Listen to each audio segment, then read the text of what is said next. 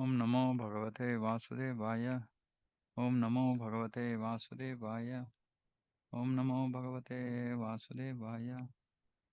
नारायणं नमस्कृत्य नरं चैव नरोत्तमं देवीं सरस्वतीं व्यासं ततो जयमुदीरयेत्। नष्टप्रायेषु भद्रेषु नित्यं भागवत सेवया भगवतिरुत्तमश्लोके भक्तिर्भवति नैष्टिकी। ॐ अज्ञानतिमिरान्धस्य ज्ञानाञ्जनशलाकया चक्षुरुन्मिलितं येन तस्मै श्रीगुरवे नमः। नमो विष्णुपादाय कृष्णप्रेष्ठाय भूतले श्रीमते भक्तिवेदान्तस्वामिनिति नामिने। नमस्ते सारस्वते देवे गौरवाणी प्रचारिणे निर्विशेषशून्यवादी पाश्चात्यदेशतारिणे। जय श्री कृष्ण चैतन्य प्रभु नित्यानंद श्री अद्वैत गदाधर शिवासादि गौरभक्तवृंद। हरे कृष्ण कृष्ण कृष्ण हरे हरे, हरे Ram Ram Ram Hare Hare.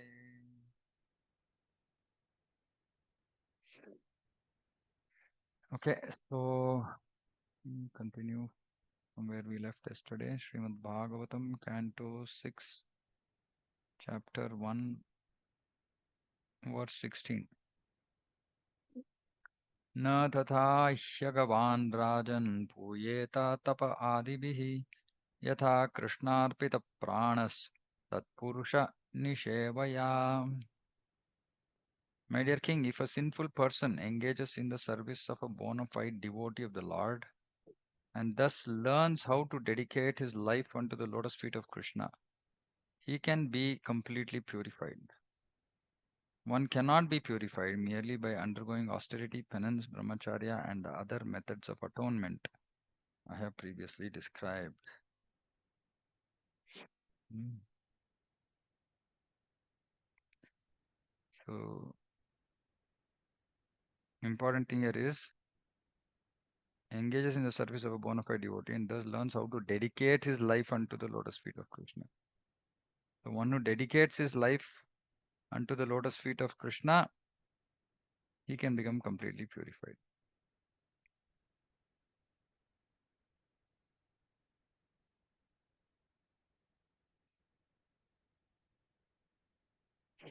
Hmm.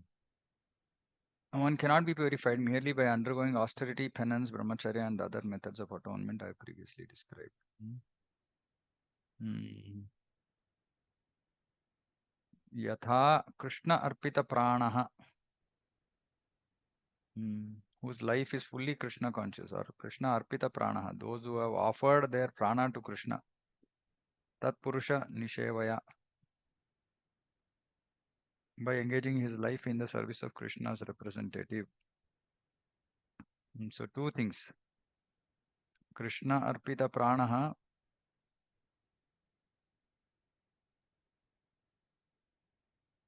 I do this, should repeat.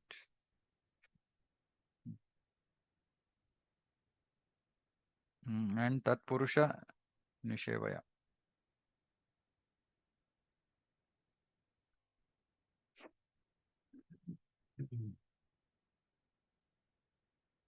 Okay. So offer life to Krishna and engage life in the service of Krishna's representative, Tat Purusha. So that such a person will become completely purified. Tatpurusha refers to a preacher of Krishna consciousness, such as the spiritual master. Srila Narottama Das Thakur has said, Chadiya Vaishnava Seva Nistara Payachekeva. Without serving a bona fide spiritual master, an ideal Vaishnava, who can be delivered from the clutches of Maya? So this verse is important. This idea is also expressed in many other places. Srimad Bhagavatam says, Mahat Sevam Dvaram Ahur Vimuktehe. Uh, that's a very nice verse. If one desires liberation from the clutches of Maya, one must associate with a pure devotee Mahatma. A Mahatma is one who engages 24 hours daily in the loving service of the Lord. See, this is a different. This is the Mahatma.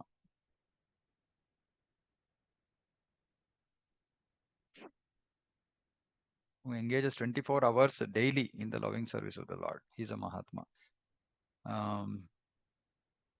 Mahatmanastu mam partha daivim prakritim ashritaha bhajanti ananya manaso. Ananya manaso. Manasa, mind not going here and there. Gnatva bhutadim abhyayam. Fully engaged in devotional service.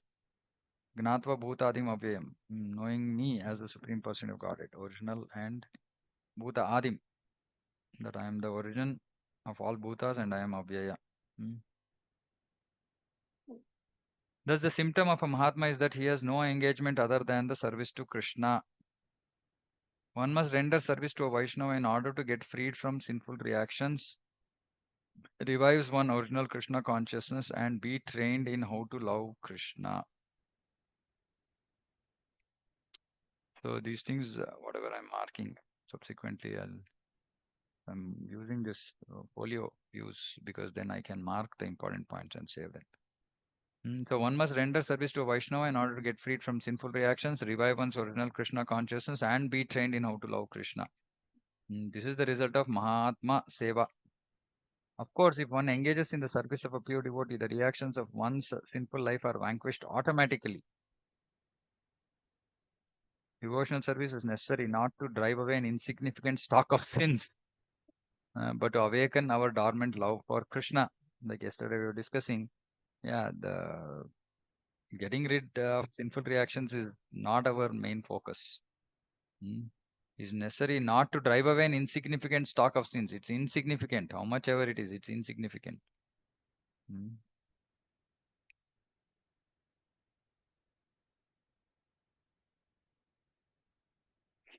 Hmm. As fog is vanquished at the first glimpse of sunlight, one's sinful reactions are automatically vanquished as soon as one begins serving a pure devotee. No separate endeavor is required. Okay, so Prabhupada is now making clear yesterday's verse that we discussed, where Jiva Goswami is saying Abhasa Rupa. Mm, but Prabhupada is Abhasa Rupa means just a semblance of devotional service, glimpse of devotional service, glimpse of devotional service, not semblance. Prabhupada here is saying that that happens automatically as soon as one begins serving a pure devotee. So the important point is that the whole thing in this verse. So one who begins serving the pure devotee and dedicates his life unto the lotus feet of Krishna, all his sinful reactions are removed. Mm. Which means what? Basically, one has to accept a guru, spiritual master, like it is said here, saying that who is this Tatpurusha? Spiritual master. Mhm. Um, the word Krishnarpita Pranaha refers to a devotee who dedicates his life to serving Krishna, not to being saved from the path of hellish life. A devotee is Narayana Parayana or Vasudeva Parayana, which means that the path of Vasudeva or the devotional path is his life and soul. See, please note this word. Devotional path is the life and soul of a Narayana Parayana devotee. So, um, life and soul means like there is nothing else. And such Narayana Para Sarve na Kutaschana Bibhyati. He is not afraid of anything. Na Kutaschana Bibhyati. Because he's completely surrendered and he's not really bothered about that, he's suffering and all that. His only concern is devotional service. So we have to come to this stage where, like I was saying yesterday, without care, we should not get too concerned about our material life, our, position, our happiness, material happiness, without cares. We should live without cares. There's a path toward liberation in the higher planetary systems and the path toward the hellish planets. But a Narayana Para devotee is unafraid wherever he is sent. He simply wants to remember Krishna wherever he may be. Such a devotee is unconcerned with hell and heaven. He is simply attached to rendering service to Krishna. When a devotee is put into hellish conditions, he accepts them as Krishna's mercy. Tattenukampam susamikshamano unjana evatmakritam vipakam. He does not protest. Please note, oh, I'm such a great devotee of Krishna.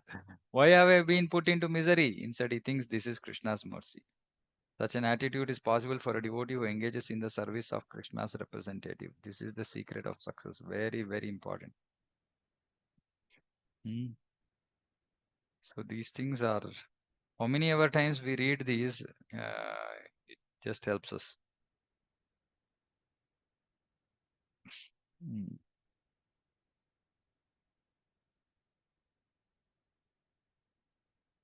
So this is so now I'm doing this because so now at the end of reading a verse, then we can just go through all the important points, right? So one who has dedicated his life to Krishna and his life to the service of Krishna's representative, which is a guru, he can be completely purified of all sinful reactions. No other method can help. Hmm. And who is this Tat Purusha or devotee of the Lord? He is a Mahatma, one who engages 24 hours daily in the loving service of the Lord. One must render service to such a Vaishnava in order to get freed from sinful reactions, revive one's original Krishna consciousness, and be trained in how to love Krishna. Of course, if one engages in the service of a pure devotee, the reactions of one's sinful life are vanquished automatically. As fog is vanquished at the first glimpse of sunlight, one's sinful reactions are automatically vanquished. Mm. Now, as one begins service, no separate endeavor is required. Okay, this.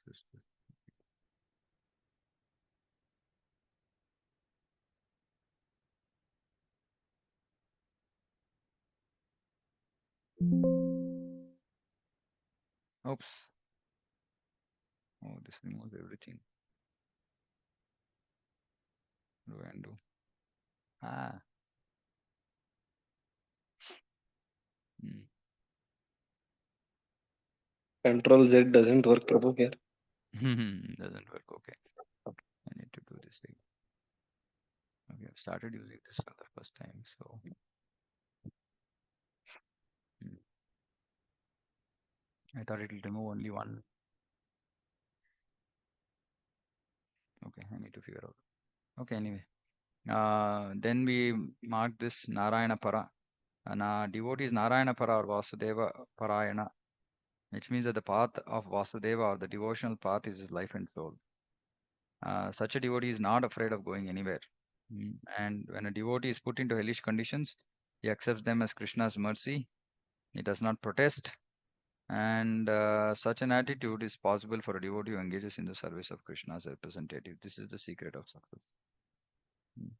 So we have to just dedicate our lives to Krishna's service and to service of Guru. That is the secret of success. And we've heard this. So this is an important verse. Na tatha hyagavan rajan uyeta tapa adibihi yatha krishnarpita pranas tat purusha nishevaya. Okay, verse 17. सदृचीनो ह्ययं लोके पन्था क्षेमो कुतो भयः सुशीला साधवो यत्र नारायणपरायणाः. The path followed by pure devotees who are well behaved and fully endowed with the best qualifications is certainly the most auspicious path in this material world. It is free from fear and it is authorized by the Shastras. Path followed by pure devotees is free from fear and authorized by the Shastras. One should not think that the person who takes to bhakti is one who cannot perform the ritualistic ceremonies recommended in the Karma Kanda or is not sufficiently educated to speculate. Hmm. Mayavadi generally alleges that bhakti path is for women and illiterates. This is a groundless accusation. The bhakti path is followed by the most learned scholars such as the Goswamis, Lord Chaitanya Mahaprabhu and Ramanujacharya. These are the actual followers of the bhakti path, regardless of whether or not one is educated or aristocratic. One must follow in their footsteps. Mahajano yena gatasya pantaha. One must follow the path of the Mahajanas. The Mahajanas are those who are taken to the path of devotional service. Sushila sadhavo yatra narayana parayana. For these great personalities are the perfect persons. Stated in Bhagavatam, yasya asti bhaktir bhagavatya kinchana sarvair gunestatra samasate sura. Arava bhaktasya kuto madgunat manorathena sato dhavato bahihi. One who has unflinching devotion to the personality of Godhead. Akinchana bhakti, unflinching. He has all good qualities of the demigods. He doesn't have to separately endeavor. But of course, this devotion, unflinching devotion, meaning like what we discussed, 24 hours service of Krishna, surrender to Guru and serving him, then to the extent of our intensity, we will get rid of all our um, bad qualities and develop good qualities. The important thing is surrender and submission to the mission of the Guru. That is important. Otherwise, simply initiation is namesake. Nothing will happen. The less intelligent, however, misunderstand the bhakti path and therefore allege that it is for one who cannot execute ritualistic ceremonies or speculate. They think that it's only karma kanda, gnana kanda. Anyway, Mayavadis may be well behaved, but there is nevertheless some doubt about whether they're actually making progress. Or they have not accepted the path of bhakti. Of course, they cannot achieve eventual, like ultimate goal without coming to bhakti, some form of bhakti, which is why they accept Krishna. They think Krishna is, form is temporary for deity worship, temple worship. On the other hand, those who follow the path of acharyas are Shushila and Sadhava. But furthermore, their path is Akuto Bhaya, which means free from fear. One should fearlessly follow the 12 Mahajanas and their line of disciplic succession and thus be liberated from the clutches of Maya. Again, the highlight here is that we have to follow the Mahajanas, path of pure devotees. And pure devotees are who are well behaved and fully endowed with the best qualifications. Mm. This is also a qualification of pure devotee, that he is well behaved and fully endowed with the best qualifications. And so one should follow that path, such a path, and it is free from fear.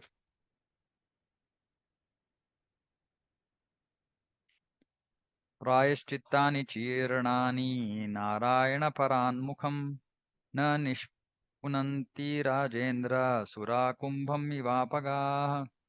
My dear king, as a pot containing liquor cannot be purified, even if washed in waters of many rivers, non-devotees cannot be purified by process of atonement, even if they perform them very well. So, Sukadeva Goswami is concluding uh, his his discussion about who can get rid of all sinful reactions, who can be saved from hellish planets. That was Parikshit Maharaj's question. So, Sukadeva Goswami first said that it is those who do atonement. Then he said those who are following the path of Gnana. And then finally said, no, no, no, all that is useless. Because even though it might remove the sufferings, but it doesn't remove the propensity to sin, which is in the heart. And that can be removed only by bhakti, by pure bhakti, by those who are surrendered to Guru and who are on the path of pure devotion, which is given by the Mahajanas. Only they can be purified. To take advantage of the methods of atonement, one must be at least somewhat devoted. Otherwise, there's no chance of one's being purified. It is clear from this verse that even those who take advantage of karma kanda, gnana kanda, but are not at least slightly devoted, cannot be purified simply by following these other paths. The word prayashchitan is plural in number to indicate both karma kanda and gnana kanda. Narottam Dasa Thakur says karma kanda, gnana kanda, kevala vishera bhanda. Vishera, just a pot of poison, karma kanda, gnana kanda, because it's going to bind us. They're not going to go to the spiritual world. Person who has heard a good deal about the path of devotional service but who is not attached to it is like a pot of liquor. Okay, one more. One who has heard a good deal, who's heard a lot about devotional service, but who is not attached to it, is like a pot of liquor. Such a person cannot be purified without at least a slight touch of devotional service. He's heard a good deal, but he's not engaging in any devotion.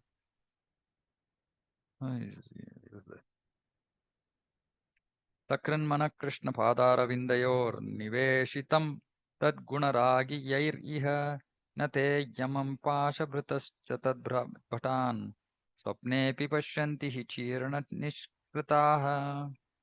Although not having fully realized, oh sorry, I was not reading Vishwanath Chakravarti Thakur's purports.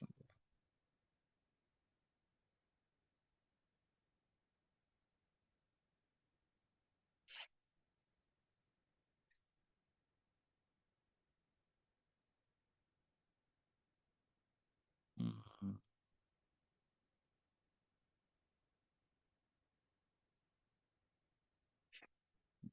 Okay. Vishwanath, okay.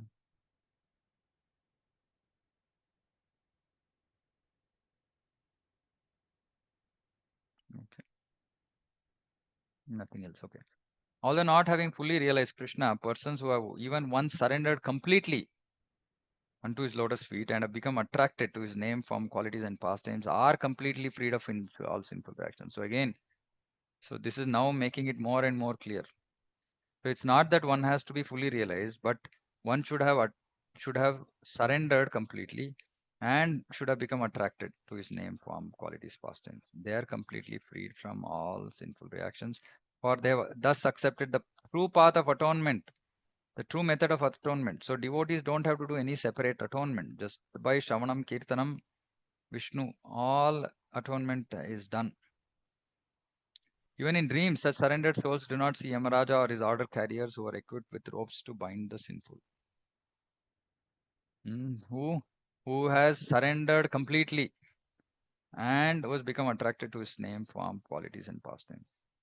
Again, who what is surrendering completely mean?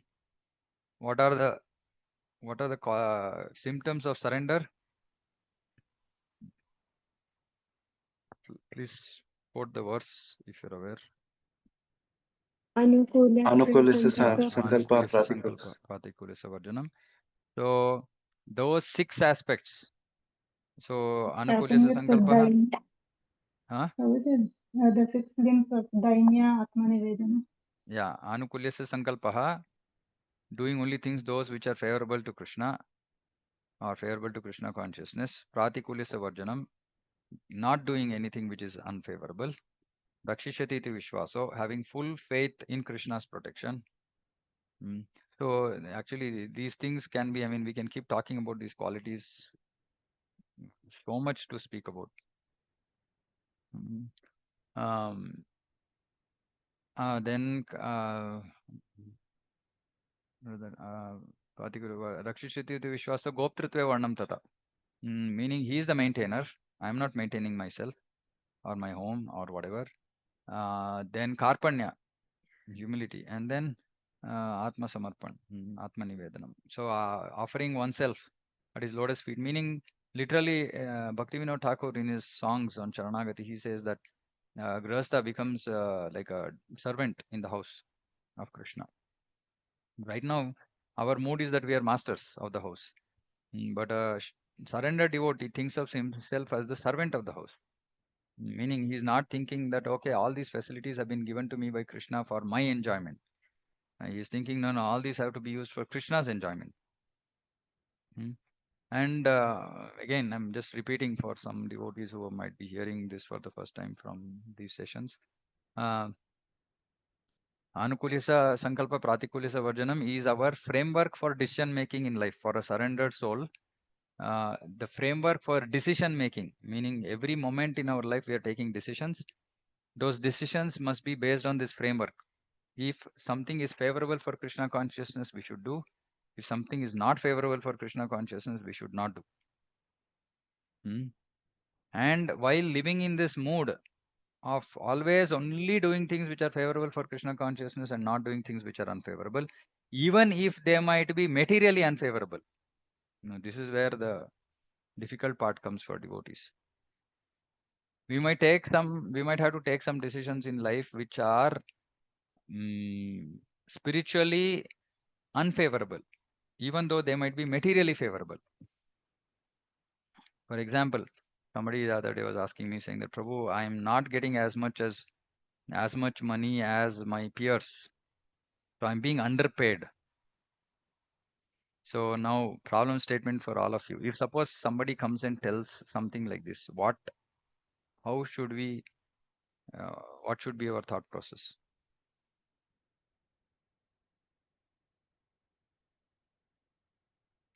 So somebody is saying that I am being underpaid. So I'm working as much as my peers, but I'm being paid less. And I want you to use all principles of bhakti that you are aware and think about what should we tell this person.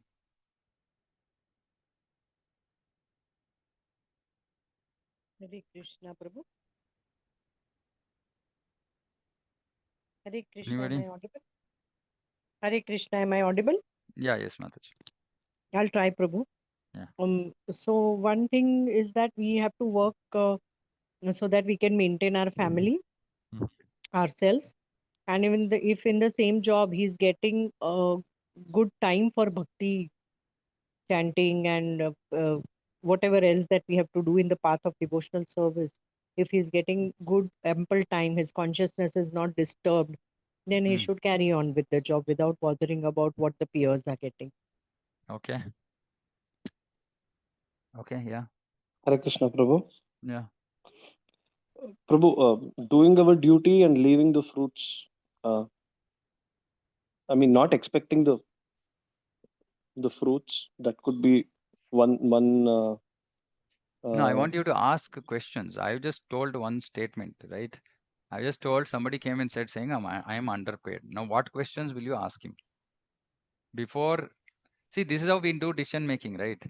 Decision making, before we can take a decision, we have to actually understand the situation completely. So we should not go into solution. First, ask questions to understand the situation completely. Yeah, Hare Krishna, bro. Yeah. Prabhuji, Yeah, go ahead, Mataji. Prabhuji, can we ask him that what is the goal of your life? Is it to please Krishna or is it to earn money? And Okay. then we can tell him that if the money is enough to keep your that body and what we call soul together, then go on and tolerate what is going on and things we Okay. learn in bhakti, like not so much bothered about and indifferent to the material Okay. circumstances. Hmm. Yeah, Prabhu. Yeah, I think we should ask that why does this devotee think that he is underpaid? Okay. And we should also quote verses that if we are surrendered souls and having intense devotional service, Krishna takes care. Yogakshemam Vamyam. So, if that is what Krishna thinks that this devotee need to be paid that much to make him focus on his name and then service of the devotees, then I think that is best for that devotee. And of course, Hmm. the advanced stage of devotional service says that we should not even be bothered about all these material miseries, so called, and just focus on our attention about how to progress. So that if that is the mode in which that devotee can be molded, then these thoughts will subside very soon. Okay. Anybody else wants to say anything? We should ask him whether do you have faith in Krishna or not. Okay, Mataji. Okay. Okay. So yeah, so many things can be asked, right? All of you will have your own approaches to. Yeah, Rohini Mataji. Hare Krishna Mataji, yeah, Prabhuji, sorry. Uh, I might ask, like, is he contributing to Krishna, whatever he is getting Okay. done? Okay. Okay. Um, See, actually, the first question that needs to be asked. Yeah, like you said, yeah, Ruchira Mataji said, is Krishna the goal of your life or not? Yeah. So the first thing is that if somebody is working now, is that whatever work, yeah, even Shilpa Mataji touched upon that, is that work allowing you to focus on your sadhana? First question, right? Meaning, are you able to chant 16 rounds? Are you able to read? And yeah, of course, consciousness cannot be completely protected at work. Work is going to disrupt the consciousness, but that's not our criteria. Our criteria is it giving us time to do Shravanam Kirtanam, to do our 16 rounds, to at least read 1 hour devotionals, 1 hour books of Srila Prabhupada, and at least in the weekends engage in some practical devotional service, right? Now, this would be the first question. If the answer, see, whenever we are doing decision making, it's like a decision box. Yes, no. If it is yes, what should we do? If it is no, what should we do? So if he says yes, it is giving me enough time, then we should say it's okay if you're underpaid, right? Now, if he says that it is not giving me enough time, then we should say that, see, if suppose say you now go for a better salary, which means that you are possibly going to have to work more, which means that you will further not get time to work to do your sadhana. So it will become a more unfavorable situation. Now, if suppose somebody says, okay, no, same amount of time I will spend, but I will get more. Then, okay, maybe if your judgment is right, that somebody is okay, maybe then you are really underpaid, right? And yeah, we should not waste our time. If same amount of time we can get more, we should get more because we can use it in Krishna service. But the most important question is if that is giving him enough time. Of course, then the other angle is saying that, okay, see, if you keep thinking about these things, then you will not focus on your devotion. But that we cannot tell unless a person is actually mature. So we cannot tell everything to everybody, right? So what we discuss in class, it's not the same thing when I individually talk to different devotees. So it has to be contextual on the person, situation, etc. But anyway, the whole point I was trying to highlight here is that we have to use these aspects of Sharanagati. So here the considerations, the questions that were asked, and the considerations are, is the situation favorable or unfavorable? If it is unfavorable, then better get out of it even if it is giving you a lot of money. Suppose a person says, no, I'm not getting enough time. And if he says, oh, somebody comes and says, I'm getting a lot of money, but I'm not getting enough time to do sadhana, then it is unfavorable for bhakti. Then if we have to change the job and go for a lighter job, I know some devotees who have done this, right? And because they know Rakshishati iti Vishwaso Goptritve Varnam Data. They know Krishna will protect me in all situations and he's the maintainer. I am not the maintainer. And my focus is to actually just serve Krishna. This is surrender, right? And such a person will always be humble because he's doesn't think of himself as doer. He knows that he is just Krishna is taking care. So he knows he's the servant in Krishna's house. So he is completely humble. So one who is surrendered completely like this, and who has been attracted by his name form pastimes, they will be completely freed from all sinful reactions. And possibly it's for such devotees that Krishna will intervene to take away their anarthas. Not for everybody, right?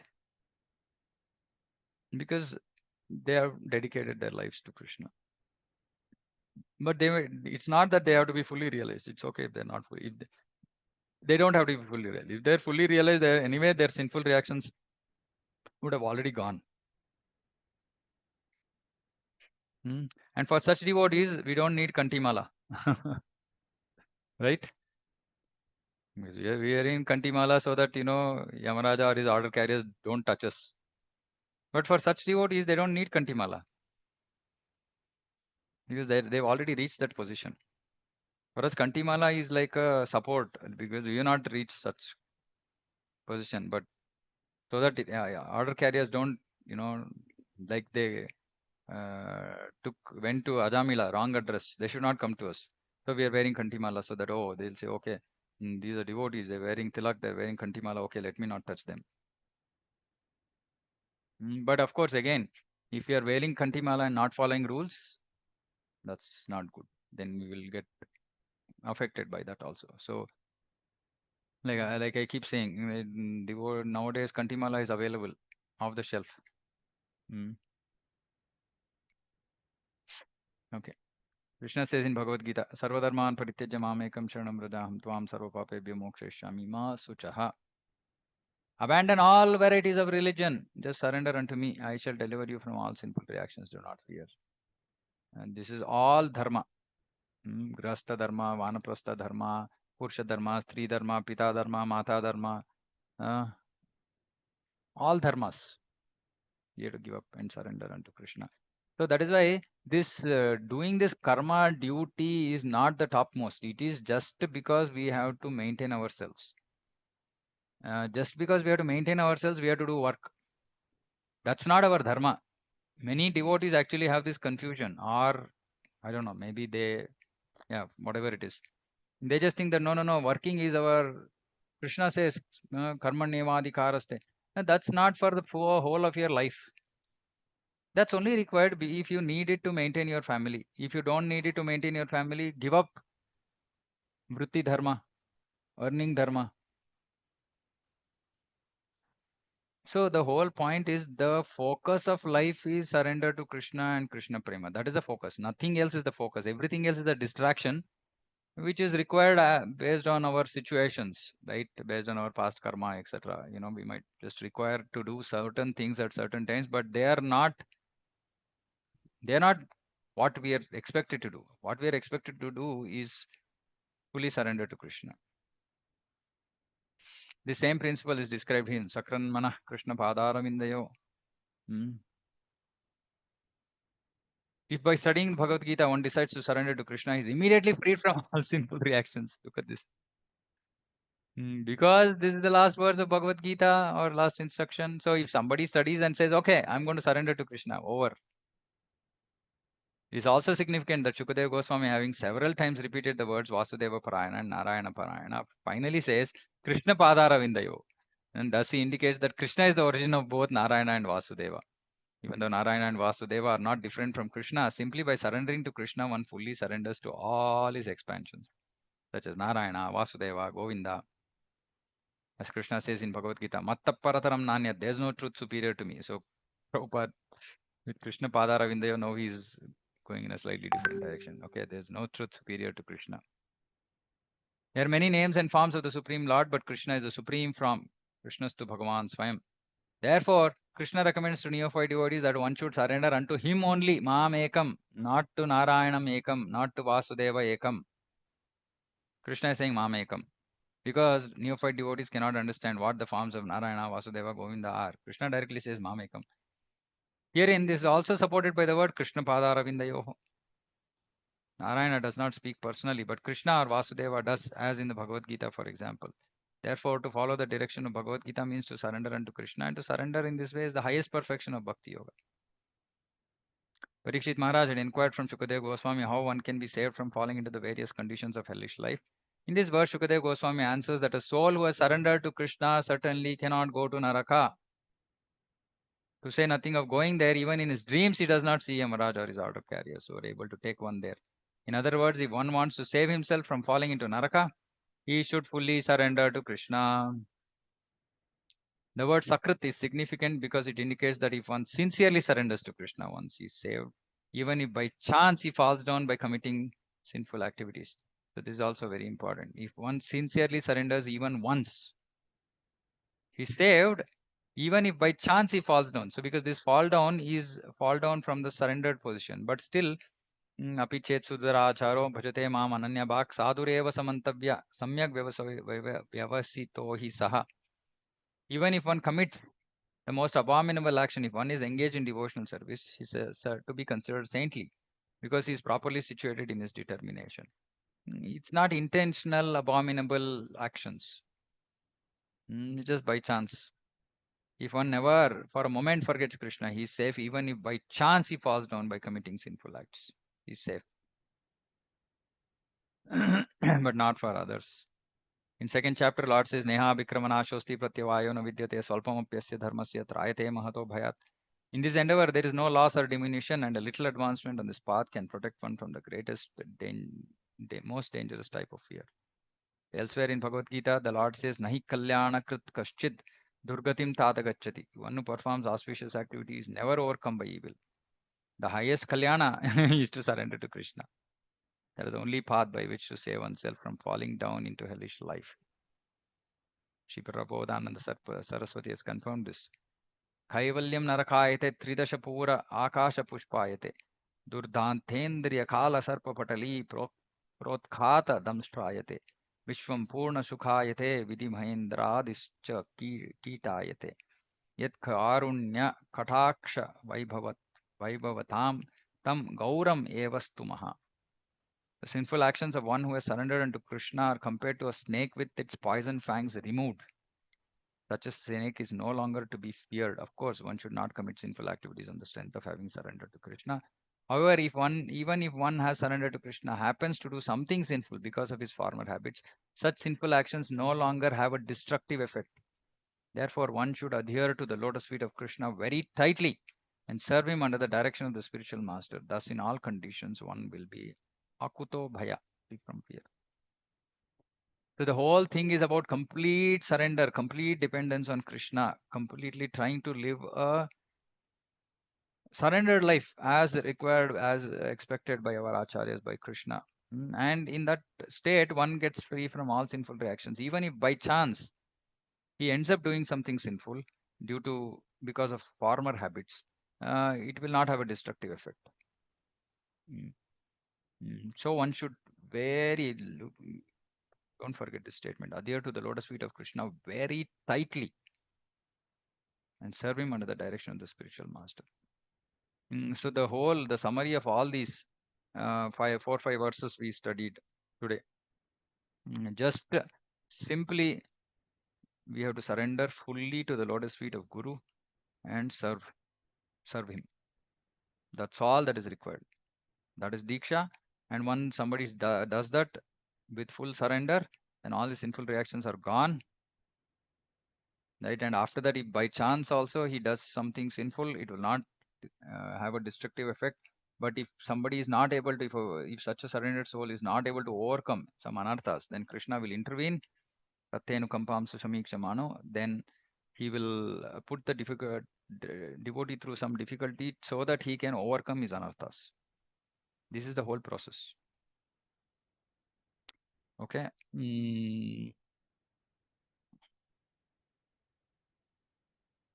Okay, so I'm reading, so 2 more minutes. I'm just reading Vishwanath Chakravarti Thakur's comments. It's interesting. This purification. So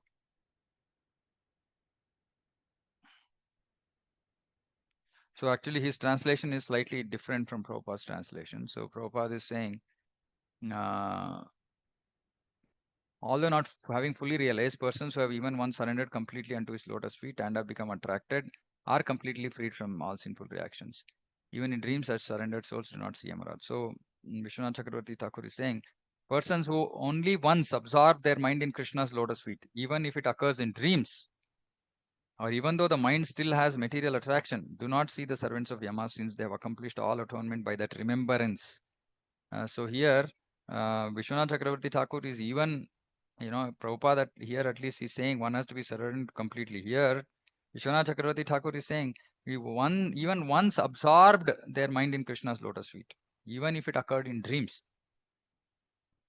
This commentary, this purification does not even depend on a solid basis of bhakti. Even just once remembering the Lord is sufficient. What to speak of many times? Even thinking by using the mind is sufficient. What to speak of hearing or uttering the name of the Lord? A mind which is materially attracted is sufficient. What to speak of a mind devoid of material attractions? Look at this. So, even if there are material attractions, it's okay. Thinking even in dreams is sufficient. What to speak of actual meditation? Such persons have accomplished all atonement. So to atone for our sins is nothing. Just think, absorbed, think about Krishna once. That's all. All sins are gone. You can do that now. As Vishwanath Chakravarti Thakur is saying, even if one completely absorbs their mind in Krishna's lotus feet, even once, then all his sinful reactions are gone. But like you said, we are not doing bhakti to get rid of these sinful reactions. We are doing bhakti to achieve Krishna prema. So there is effort that has to be put. And more importantly, it's not just the sinful reactions, it's the seeds of sinful reactions.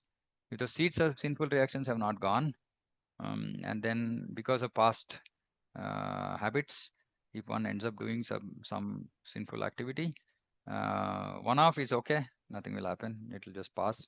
But if that starts repeating, then Krishna will intervene. From this statement, the following should also be understood. If a devotee practicing pure bhakti happens to commit sin again, it is like the bite of a snake without fangs. Those sins have no significant effect. That condition should not be compared to the elephant taking bath. The karmi who again commits sin. So that condition should not be compared to the karmi who again commits sin. So this is for a pure devotee practicing pure bhakti to commit. If he happens to commit sin again, not that he again and again commits the sin. That's the point. But so the pure bhakti, again, pure bhakti is highlighted. So this whole discussion, like I said, whole Bhagavatam is about only pure devotion. So we should, whenever we hear the word bhakti, we should understand it is pure devotion. It's not mixed devotion, right? So Anyabhilashita Shunyam. So a person who is practicing pure devotee has to surrender himself at the lotus feet of Guru and serve him. Um, and as for Srila Prabhupada, then all his sinful reactions are gone. And such a devotee, even if by chance he commits some sinful act, it doesn't act upon him. But if it happens again and again, Krishna will intervene to take out that anartha, and that appears as sinful reactions and suffering. Otherwise, a devotee who is fully surrendered uh, doesn't should not ideally suffer. So either it is sinful reactions or offenses. Okay, so I'll stop here if anybody has any questions, comments. Hare Krishna, Prabhuji. Prabhuji, in that question, if that person happens to be a non-devotee, how can we use our bhakti to bring him into Krishna consciousness? No, non-devotee, this is for a devotee. Non-devotee coming and asking, I want to change job, he will not come and ask you also, right? He will just go and change. Now, this is for at least somebody who's coming to ISKCON, has hearing something, and he thinks that, okay, I need to even, this thought is in my mind. Maybe I should talk to somebody, some devotee, and get some guidance. And again, if it is completely a new person, we might also not say all these things. This is for little bit more, one who has been in Krishna consciousness for more time. For some completely neophyte, conversation will be very different. Okay. Thank you, Prabhuji. Thank you. Yeah. Okay. Anything else? All clear? Yeah, Ravani Mataji. Hare Krishna, Prabhu. Yeah. Actually, I have a friend, she was sharing her experience yesterday. Though she's trying hard, the other person from the aunt side, she's also, Indian and Telugu only. She's showing so much attitude. And though she has very less, experience compared to them, they were selling some product to them. And she was trying to find out the faults again and again. If she speaks something, no, then she tries to show her position by taking revenge. So, how to deal such kind of situations? No, I couldn't completely understand. Friend, she's working for a product Okay. development company, and they're selling a product to the Canada people. But the person Okay. who's at that end is an Indian and Andhra lady only. But she has so much Okay. attitude. Who has so much attitude? The person, I Is can the say the client. client, yeah. Customer, okay. Yeah. And she's putting her personal revenge whenever she was questioned by example.